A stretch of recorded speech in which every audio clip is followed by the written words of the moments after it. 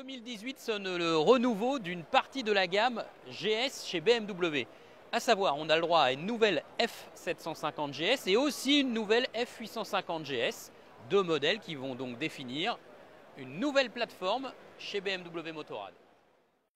Alors nous avons donc deux appellations, F850 GS, F750 GS, mais nous n'avons qu'un seul moteur qui cube maintenant 853 cm3. Donc il a gagné quelques centimètres cubes ce moteur. Alors sur la 850, il va développer 95 chevaux et sur la 750, il va développer 77 chevaux.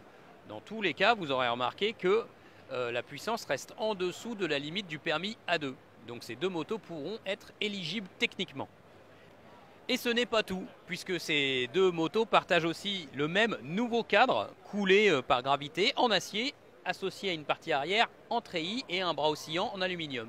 Et vous aurez remarqué que, si vous connaissiez les anciennes GS, qu'il n'y a plus le réservoir logé sous la selle du pilote avec le bouchon de réservoir déporté sur le côté droit. Non, maintenant BMW est revenu à un réservoir classique disposé en position centrale. Alors ça va certainement beaucoup changer le comportement de la moto, puisque le centre de gravité va être modifié, le centrage des masses aussi. Avec de l'essence plus haut, le centre de gravité va s'élever. Donc il faudra voir à l'essai comment elles vont se comporter. Mais ça c'est une différence fondamentale. Et en termes pratiques aussi, puisque maintenant on va faire l'essence, on va se ravitailler de façon très conventionnelle, alors qu'avant il fallait aussi souvent se garer du bon côté de la pompe à essence pour faire son plein.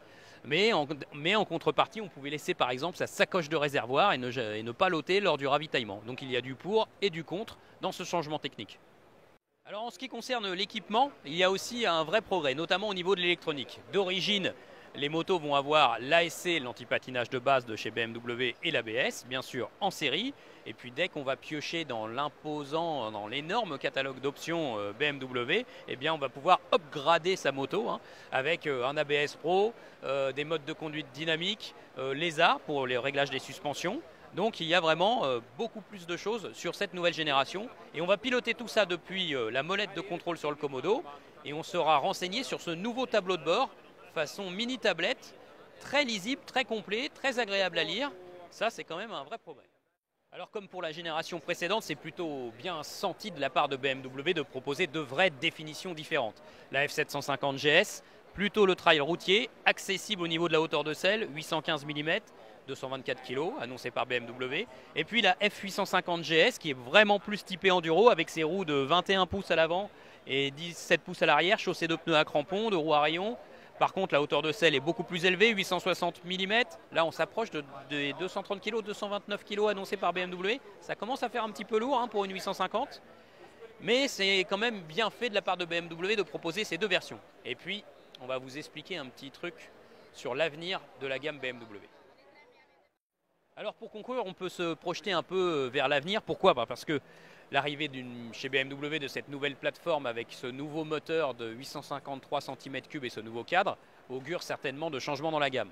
La F800R vit certainement ses dernières heures. Elle gagnera certainement le nouveau moteur en 2019 et avec son nouveau calage à 270 degrés, on peut imaginer qu'elle va devenir beaucoup plus vivante et fun à piloter.